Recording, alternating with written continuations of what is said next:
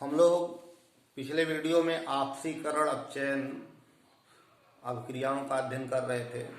उसमें आपसीकरण संख्या ज्ञात करना बताया जा रहा था। अब आपसीकरण संख्या में आगे का भाग देखा जाएगा। तो आपसीकरण संख्या निकालने में कुछ महत्वपूर्ण यौगिकों का फार्मूला बताया जा रहा है। जैसे CrO5 है, chromium di peroxide. Chromium di peroxide की संरचना बटरफ्लाई जैसी होती है। क्रोमियम डाई पराक्साइड, इसमें 4 ऑक्सीजन पराक्साइड बॉन्ड में पाए जाते हैं। तो ये ऑक्सीजन दोनों और ये दोनों ऑक्सीजन, इनकी ऑक्सीकरण संख्या -1 रहेगी और इस ऑक्सीजन की ऑक्सीकरण संख्या -2 रहेगी। तो इस तरह क्रोमियम का बताने में क्रोमियम 4 ऑक्सीजन का -1 रखा जाएगा और 1 ऑक्सीजन का -2 रखेंगे। This is equal to 0। और फिर क्रोमियम का हो जाएगा +6। तो इस तरह से क्रोमियम डाई पराक्साइड का फार्मूला CrO5 है। लेकिन इसमें क्रोमियम का ऑक्सीडेशन नंबर बताने में ये ध्यान रखेंगे कि इसके स्ट्रक्चर में 4 ऑक्सीजन पराक्साइड बॉन्ड में पाए जा रहे हैं और पराक्साइड बॉन्ड में ऑक्सीजन सिंगली बॉन्डेड होगा, यानी 2 ऑक्सीजन परस्पर सिंगल बॉन्ड से जुड़े होंगे। तो 4 ऑक्सीजनों का -1 और 1 ऑक्सीजन का -2। डी ब्लॉक तत्वों में जो ऑक्सीडेशन नंबर है वो मैक्सिमम बाहर का जो S इलेक्ट्रॉन और भीतर का D इलेक्ट्रॉन, यानी दोनों जोड़कर जितना होगा उतना मैक्सिमम ऑक्सीडेशन नंबर होता है। तो क्रोमियम का इलेक्ट्रॉनिक विन्यास देखा जाए तो उसमें 3d5 4s1 रहता है। D में 3d में 5 इलेक्ट्रॉन और 4s में 1 इलेक्ट्रॉन, यानी मैक्सिमम क्रोमियम 6+6 से ज्यादा व्यक्त नहीं कर सकता। डी ब्लॉक के लिए maximum oxidation number N-1d electron और NS इलेक्ट्रॉन, ये दोनों जोड़कर बताएंगे। तो क्रोमियम का 3d5 4s1 यानी मैक्सिमम +6 रहेगा। तो अगर इसका ज्ञान नहीं है तो क्रोमियम का 10 उस तरह आप बताएंगे, लेकिन ये 10 बताना गलत होगा। इसलिए स्ट्रक्चर इसका जाने रहिए कि क्रोमियम डाई पराक्साइड की संरचना बटरफ्लाई यानी तितली जैसी होती है, जिसमें 4 ऑक्सीजन पराक्साइड बॉन्ड में पाए जाते हैं। ऐसे एक महत्वपूर्ण यौगिक है H2SO5। इसको पराक्सो मोनोसल्फ्यूरिक अम्ल, पराक्सो मोनोसल्फ्यूरिक एसिड या पर मोनोसल्फ्यूरिक एसिड कहते हैं। नाम में ही पराक्सो लिखा है, यानी पराक्साइड बॉन्ड है। इसका स्ट्रक्चर देखा जाए तो H बॉन्ड O फिर S फिर O बॉन्ड H, ये 2 ऑक्सीजन परस्पर सिंगली बॉन्डेड है। तो इसमें ऑक्सीजन की ऑक्सीडेशन नंबर -1 होगी। यहाँ दोनों ऑक्सीजन -1 में होंगे और 3 ऑक्सीजन -2 में रहेगा। तो यहाँ सल्फर का ऑक्सीडेशन नंबर बताना हो तो 2 हाइड्रोजन 2 × +1 प्लस सल्फर, 5 ऑक्सीजनों में 2 ऑक्सीजन का -2 रहेगा और 3 ऑक्सीजन ये जो दिख रहे हैं इनका -2 होगा। तो 3 2 5, 2 का -1 3 का -2, दिस इज इक्वल टू 0 हो गया, यानी +2 प्लस सल्फर -2 -6 इक्वल टू 0। -2 + 2 खत्म, तो सल्फर का +6 आएगा। H2SO5 में सल्फर की ऑक्सीकरण संख्या -6 है। तो इस तरह से इस पराक्साइड बॉन्ड का ज्ञान होना आवश्यक है। एक ही यौगिक में एक एलिमेंट कई तरह से जुड़ सकता है, तो उसके बॉन्डिंग की जानकारी होनी चाहिए, यानी उसका स्ट्रक्चर पता होना चाहिए। ऐसे एक पराक्सो डाई सल्फ्यूरिक अम्ल है, H2S2O8 फार्मूला है, पराक्सो डाई सल्फ्यूरिक अम्ल। H2S2O8 पराक्सो die sulphuric acid.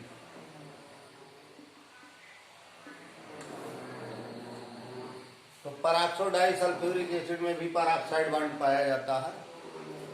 इसका स्ट्रक्चर बनाएंगे तो HO, यहाँ सल्फर जुड़ता है, O बॉन्ड O, फिर सल्फर आता है, O बॉन्ड H। इसमें ये O bond O peroxide bond है, ये पराक्साइड बॉन्ड है, इसमें 2 ऑक्सीजनों का -1 रहेगा और शेष 6 ऑक्सीजनों का -2 रहेगा। तो यहाँ सल्फर की ऑक्सीडेशन नंबर बतानी हो तो 2 × +1 +2 सल्फर +2 ऑक्सीजन का -1 और 6 ऑक्सीजन का -2, दिस इज इक्वल टू 0। तो +2 +2s -2 -12 इक्वल टू 0।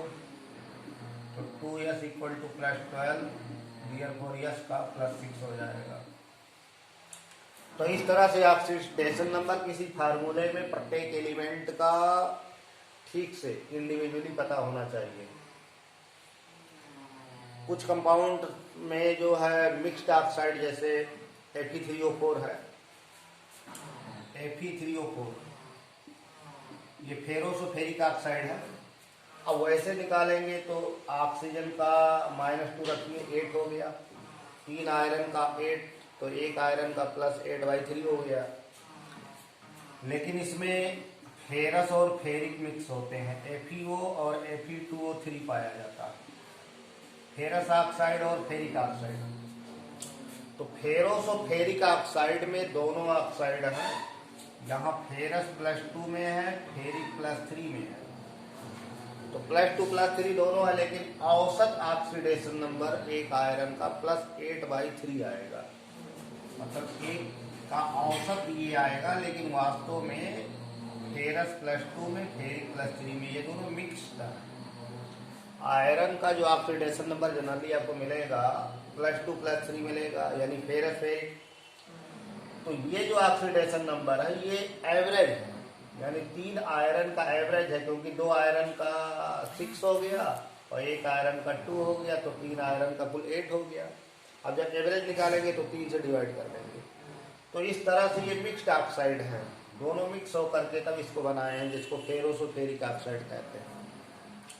तो ऑक्सीडेशन नंबर निकालने में सूझबूझ रखते हुए, ऐसा नहीं कि आंख बंद करके मैथमेटिक्स चलाना है और आप जो है जो संभव नहीं उसको बता देंगे। जैसे पी ब्लॉक एलिमेंट्स में चलो, तो पी ब्लॉक एलिमेंट जो मैक्सिमम ऑक्सीडेशन नंबर शो करेंगे वो आउटर सेल में जितने इलेक्ट्रॉन होते हैं, जैसे सल्फर के आउटर सेल में 6 इलेक्ट्रॉन होते हैं, तो sulphur maximum +6 oxidation number show करता है। पी ब्लॉक एलिमेंट्स के लिए, पी ब्लॉक के लिए बात करेंगे तो +n से n-8 तक यही ऑक्सीडेशन नंबर का क्रम है। अब सल्फर का देखा जाए तो सल्फर के आउटर सेल में 6 इलेक्ट्रॉन हैं, तो सल्फर +6 से, और 6 में से 8 घटाएंगे -2, तो +6 से -2 तक ऑक्सीडेशन नंबर शो कर सकता है, ये उसका रेंज है। तो ऐसे सबका एक लिमिट है, एक दायरा है जिसमें वो ऑक्सीडेशन नंबर शो करते हैं, और ये जानकारी होना चाहिए कि किस रेंज में कौन शो करता है, यानी एलिमेंट का ज्ञान होना और उसके बिहेवियर का ज्ञान होना आवश्यक है, तब आप ऑक्सीडेशन नंबर सही से ही बता पाएंगे। तो ऑक्सीडेशन नंबर निकालने की फ्लुएंसी खूब ठीक आनी चाहिए। अब जैसे कोई कॉम्प्लेक्स है, पोटेशियम फेरोसाइनाइड है K4FeCl6,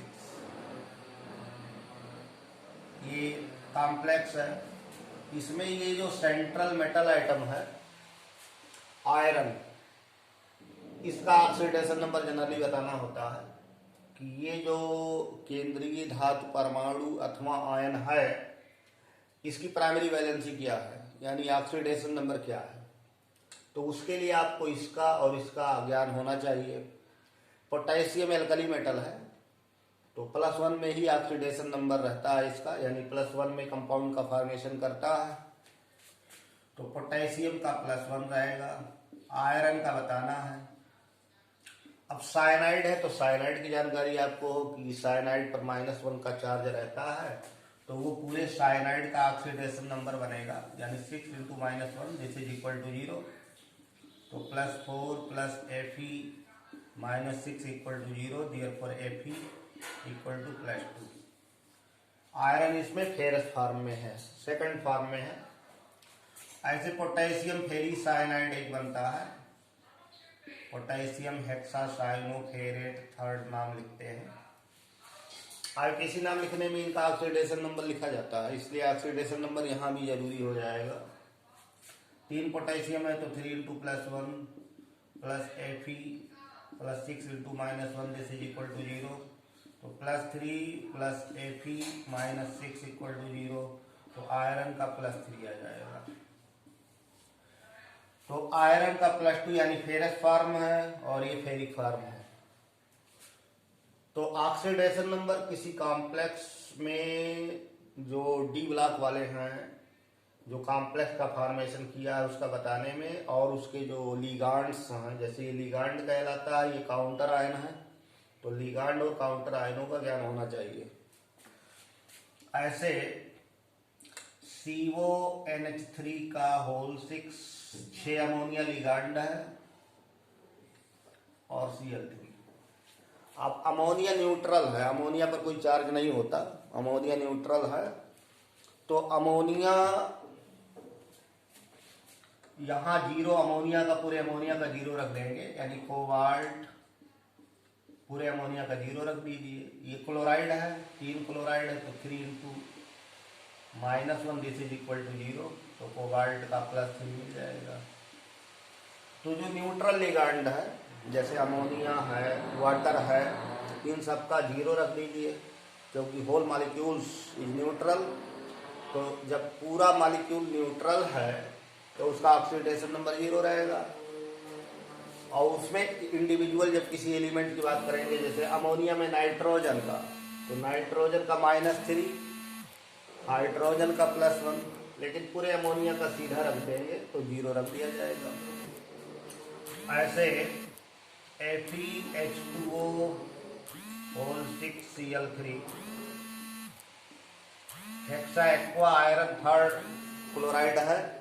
तो hexa aqua iron third chloride में Fe 6 × 0 + 3 × -1 this is equal to 0। तो आयरन का आ जाएगा +3। तो इस तरह कॉम्प्लेक्सों में ऑक्सीडेशन नंबर बताया जाएगा।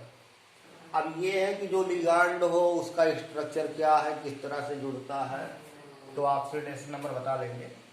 जैसे लिखा जाए COEN का ट्वाइस Cl2 और एक Cl बाहर कर दे, तो ये दोनों लिगांड है। अब इसके बारे में ज्ञान हो कि ये EN मीन्स एथिलीन डाइअमीन या एथेन 1,2 डाइअमीन।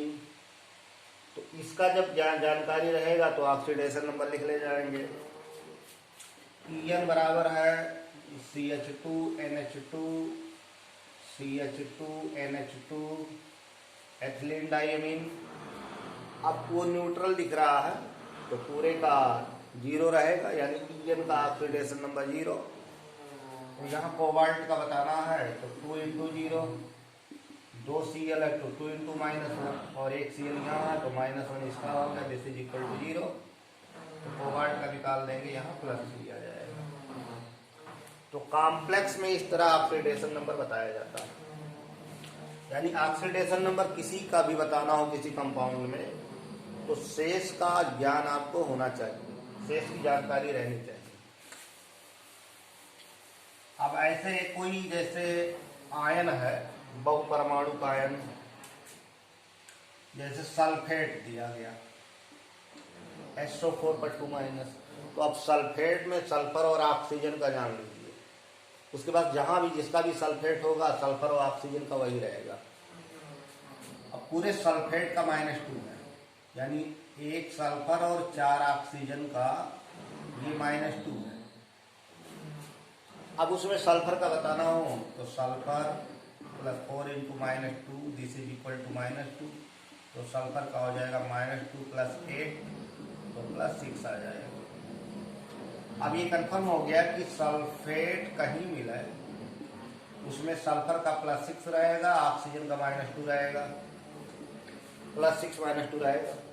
अब कोई सल्फेट आपको मिल जाए जैसे सोडियम सल्फेट, तो सोडियम सल्फेट में सोडियम का +1, इनका +6 -2 यही रहेगा। मैग्नीशियम सल्फेट मिल जाए तो -2 + 6 सल्फेट है। अब इनका बता दो, या इनका आप जानते हो तो +2 लिख दो, नहीं तो 4 × 2 -8 6 निकलेगा, -2 उधर जाएगा, +2 हो जाएगा। तो इस तरह से इनका ये जो बहुपरमाणुक हैं मल्टी एटॉमिक जो आयन्स है वो कहीं होंगे, उनका जो ऑक्सीडेशन नंबर रहेगा वो फिक्स रहेगा। कोई सल्फेट है तो सल्फर का -6, ऑक्सीजन का -2, वो डिपेंड उस पर नहीं करेगा कि वो कॉम्बिनेशन किस रेशियो में किया, उसमें एक सल्फर और एक ऑक्सीजन का आप वही बताएंगे, एक सल्फर का +6, एक ऑक्सीजन का -2।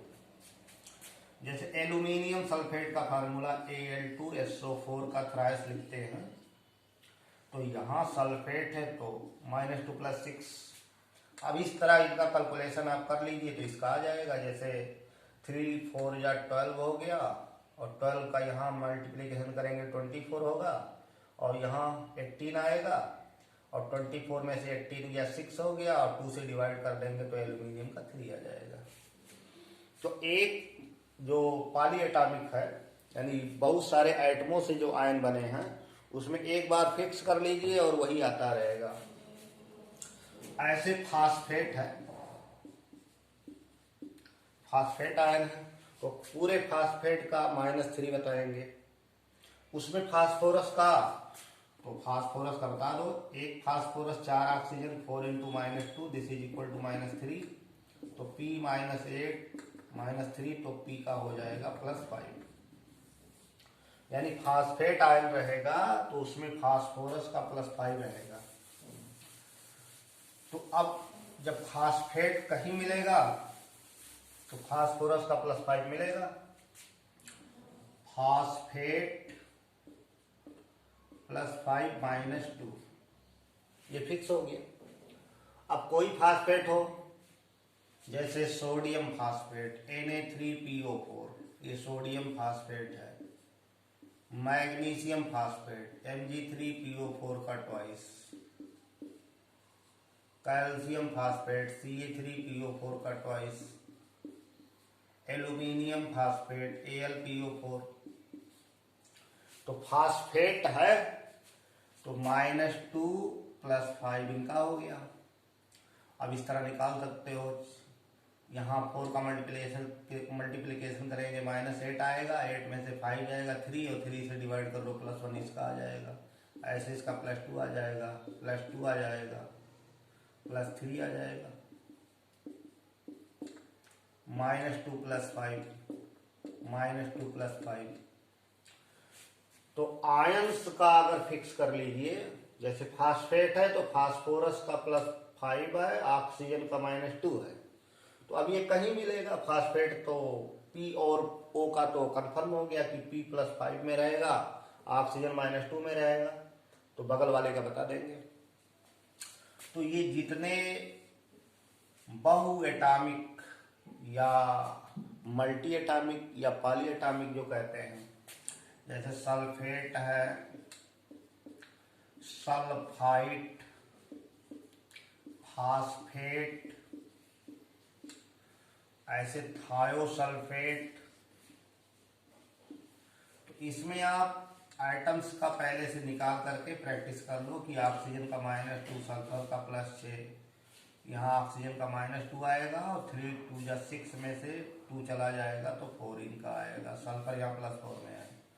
ऐसे ऑक्सीजन -2 में है, फास्फोरस +5 में है, यहाँ ऑक्सीजन -2 में है, तो 3 × 2 = 6 हो गया, और 6 को 2 से डिवाइड करिए, 2 सल्फर है, 6 - 2 तो 2 सल्फर -2 + 6 + 4 हुआ है, तो 1 सल्फर का +2 आ जाएगा, तो 1 सल्फर यहाँ +2 में रहेगा।